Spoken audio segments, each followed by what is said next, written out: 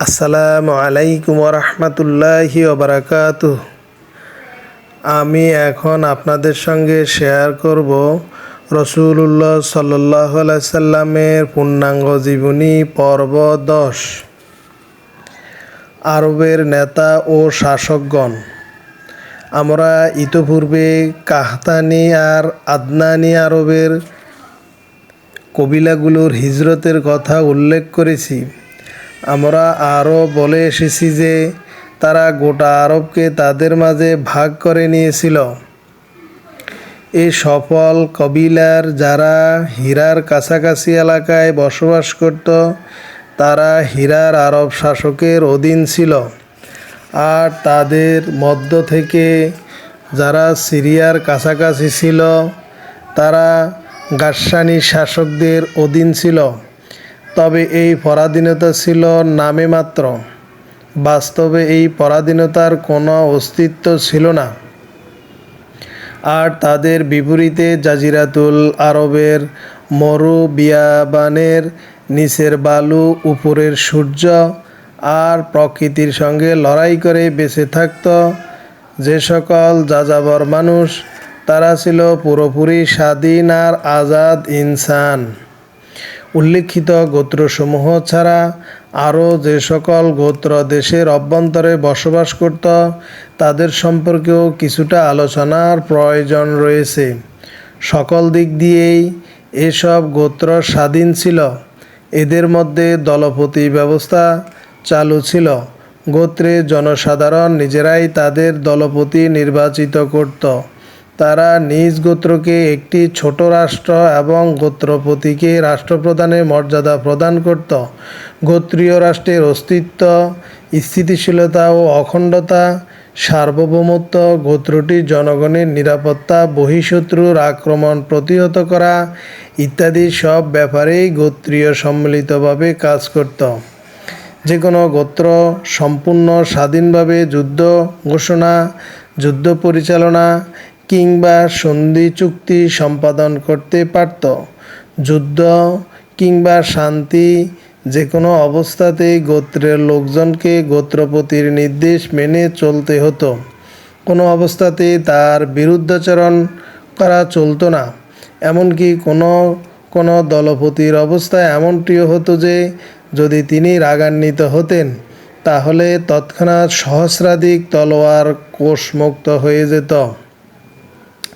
সেক্ষেত্রে জিজ্ঞাসার কোনো অবকাশই থাকতো না যে গোত্রপতির রাগান্বিত হওয়ার কারণটি কী। কোনো ক্ষেত্রে আবার নেতৃত্বের প্রশ্নে দলপতির চাচাতো ভাইদের সঙ্গে রেষারেষি এবং দ্বন্দ্ব শুরু হয়ে যেত। এই কারণে দলপতিকে কতগুলো নিয়মবিধি মেনে চলতে হতো। সেগুলো হচ্ছে যথাক্রমে: 1 নম্বরে স্বগোত্রীয় লোকজনদের সঙ্গে কথাবার্তা এবং আলাপ আলোচনার ক্ষেত্রে দলপতিকে সংযমের পরিচয় দিতে হবে এবং উদার মনোভাব অবলম্বন করতে হবে। 2. রাষ্ট্রীয় অর্থসম্পদ ব্যয় করার ব্যাপারে তাকে মিতব্যয়ী হতে হবে। কোনো ক্রমেই তিনি প্রয়োজনাতিরিক্ত অর্থ ব্যয় করবেন না। 3. মেহমানদারি করার ব্যাপারে তাকে অগ্রণী ভূমিকা পালন করতে হবে। 4. কাজকর্মের ক্ষেত্রে তাকে অবশ্যই দয়া ও ধৈর্যশীলতার সঙ্গে কাজকর্ম করতে হবে। 5. গোত্রীয় বীরত্বের প্রতিভূ হিসেবে তাকে বীরত্বের বাস্তব নমুনা প্রদর্শন করতে হবে। 6. যে কাজ করলে লজ্জিত হতে হবে এমন সব কাজকর্ম করা থেকে তাকে বিরত থাকতে হবে। 7. সাধারণ লোকজনদের দৃষ্টিতে একটি কল্যাণমুখী সমাজ এবং বিশেষভাবে কবিগণের দৃষ্টিতে একটি সুন্দর ও চরমোৎকর্ষের পথে অগ্রসরমান সমাজ জীবনের জন্য অব্যাহতভাবে কাজ করে যেতে হবে। কবিগণকে সমাজের মুখ্য মুখপাত্র মনে করা হতো। এভাবে গোত্রপতিকে তার প্রতিদ্বন্দ্বীগণের তুলনায় উচ্চাসন বা উচ্চ মর্যাদা লাভের জন্য বিধিবদ্ধ আচরণ ধারার অনুসরণের অত্যন্ত নিষ্ঠার সঙ্গে ন্যায়ভিত্তিক জীবনযাপন করতে হতো। দলপতিদের নিকট থেকে সমাজ যেমন অনেক কিছু আশা করত, অপরপক্ষে তেমনি আবার সমাজ দলপতিগণের জন্য কিছু কিছু সুযোগ সুবিধারও ব্যবস্থা করত। সে সম্পর্কে জনৈক কবি তার ছন্দ সৌকর্যের মাধ্যমে বর্ণনা করেছেন। আমাদের নিকটে তোমার জন্য গনিমতের সম্পদের 1/4 এবং যা তুমি পছন্দ করবে এবং সেই মাল যার তুমি মীমাংসা করবে এবং বিনা পরিশ্রমে অর্জিত সম্পদ এবং বিলি বন্টন থেকে যা অবশিষ্ট রয়ে যাবে। মিরাব মালে গনিমতের 1/4 সফি, যে সম্পদ বন্টনের পূর্বে দলপতি নিজের জন্য নির্ধারিত করে রাখেন। নাশিতা, যে সম্পদ মৌলিক স্তর অর্থাৎ সাধারণ লোকজনের নিকট পৌঁছার পূর্বে প্রতিমধ্যে দলপতি গ্রহণ করেন। ফুজুল, যে সম্পদ গাজীদের সংখ্যানুপাতে বন্টন করা সম্ভব না হওয়ার কারণে অবশিষ্ট থেকে যায়। বন্টনের পর অবশিষ্ট উট, ঘোড়া ইত্যাদি সম্পদ দলপতিগণের প্রাপ্য হয়ে থাকে। রাজনৈতিক অবস্থা, আরবের শাসক ও সর্দারদের অবস্থা বর্ণনা করার পরে এখন একত্রে সম আরবের রাজনৈতিক অবস্থা বর্ণনা করা বিধেয় মনে হচ্ছে। কোনো বাড়াবাড়ি ছাড়াই বলা যায় আরব সীমান্তের অন্যান্য দেশের প্রতিবেশী 3টি ভূখণ্ডের এই রাজনৈতিক অবস্থা ছিল তখন অধঃপতন আর বিশৃঙ্খলার সর্বশেষ প্রান্তে। এ সকল এলাকার মানুষ রাজা ও প্রজা, শাসক ও শাসিততার আর মনিব ও চাকরের মধ্যে বিভক্ত হয়ে পড়েছিল, যেখানে নেতৃস্থানীয় ব্যক্তিবর্গের বিশেষত যখন তারা বাইরের কেউ হতো, লাভের বাজার ছিল সরগরম। সেখানে নিম্ন শ্রেণীর মানুষ বিভিন্ন ক্ষেত্রে কর ও জরিমানা দিতে দিতে ফতুর হয়ে যেত। আরও স্পষ্ট ভাষায় বলা যায় প্রজাগণ ছিল ক্ষেতখামারের ন্যায়, আর যার একমাত্র কাজ ছিল রাষ্ট্রকে চোখ জুড়ানো যত সব ফসল উপহার দেওয়া। আর রাষ্ট্র ছিল ভোগবাদী জীবনের সফল নায়ক, যার কাজই ছিল নিজের সুখ আর আনন্দে প্রবৃত্তির খোলা ময়দানে, জুলুম আর নির্যাতনের কারাগারে সেগুলি নির্বিচারে উড়িয়ে দেওয়া।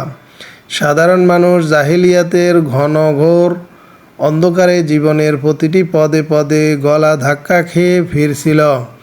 জুলুম আর নির্যাতনের শিকল তাদের গলায় পরে শ্বাসরোধ করার উপক্রম করেছিল।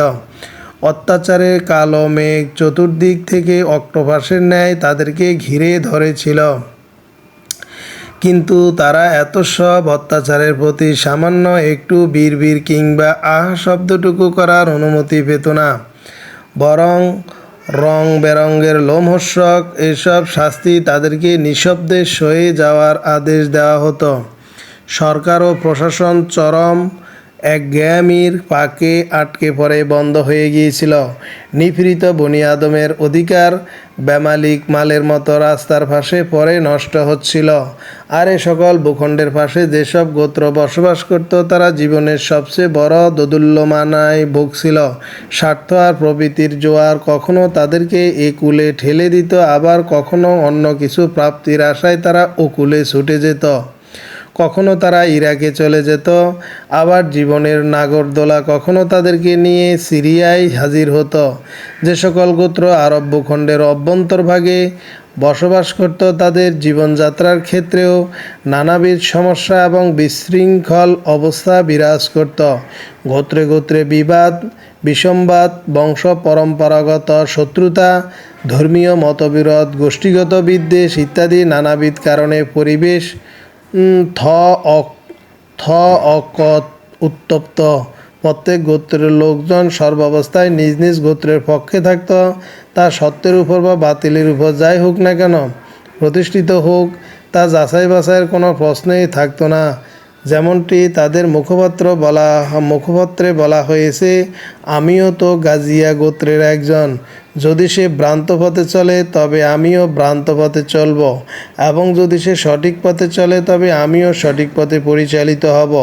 আরবের অভ্যন্তরে এমন কোনো পরিচালক ছিলেন না যিনি তাদের কণ্ঠকে শক্তিশালী করবেন, এবং এমন কোনো আশ্রয়স্থল ছিল না, বিপদ আপদ কিংবা সমস্যার সংকুল সময় যেখানে তারা আশ্রিত হতে পারবেন এবং প্রয়োজনে যার উপর তারা নির্ভরশীল হতে পারবেন। তবে হ্যাঁ, এটা নিঃসন্দেহে যে উপদ্বীপ রাষ্ট্র হিজাজকে কোনো মতে সম্মানের আসনে আসীন বলে মনে করা হতো এবং ধর্মকেন্দ্র ধর্মীয় আচার আচরণের পরিচালক ও রক্ষক হিসেবে ধারণা করা হতো। প্রকৃতপক্ষে এই রাষ্ট্র ছিল প্রার্থী পরিচালনা ধর্মীয় পুরোহিত তত্ত্ববিদদের এক প্রকার মিশ্রিত রূপ। এর দ্বারা আরববাসীদের উপর ধর্মীয় পরিচালনার নামে তাদের মর্যাদার উচ্চাসন অর্জিত হতো এবং হারাম শরীফ ও হারাম শরীফের আশপাশের শাসন কাজ নিয়মিত পরিচালিত হতো। তারাই বাইতুল্লাহর পরিদর্শকগণের জন্য প্রয়োজন পরিপূরণের ব্যবস্থাপনা এবং ইব্রাহিমী শরীয়তের হুকুম আহকাম চালু রাখার ব্যবস্থা করতেন। কিন্তু এ রাষ্ট্র এতই দুর্বল ছিল যে আরবের যাবতীয় অভ্যন্তরীণ দায়িত্বের গুরুভার বহনের ক্ষমতা তার ছিল না। এই সত্যটি হাবশীদের আক্রমণের সময় সুস্পষ্টভাবে প্রমাণিত হয়ে যায়। আজকে এই পর্যন্তই। আপনারা সদকায়ে জারিয়ার এই ভালো কাজটিকে উৎসাহিত করার জন্য, সদকায়ে জারিয়ার নেকি পাওয়ার জন্য ভিডিওটি একে অপরের নিকট বেশি বেশি শেয়ার করুন এবং আমার পরবর্তী পর্বের ভিডিওটি পাওয়ার জন্য সকলেই আমার পাশেই থাকুন। সবাই ভালো থাকবেন, সুস্থ থাকবেন। আল্লাহ হাফেজ।